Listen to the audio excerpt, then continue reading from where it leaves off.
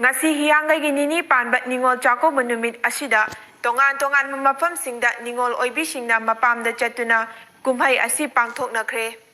COVID-19 pandemic na maram oiduna hantak chahi na mamang chahidagi ningol chakauba pangthokpagi chang yamna hanthaki.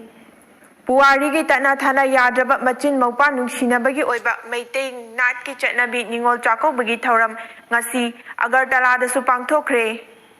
Manipuri Literary and Cultural Forum Tripura na sinduna pangthokkiba khunai ningol singbu chakaubagi thauram aduda Manipurdagi Tripurada leiba National Electronic College Agartala amadi Tripuragi Hospital singda nurse oiduna leiribi ningol kayaga loinana Tripuragi Meitei khungang kayadagi ningol singna saruk yaduna pangthokki hairi.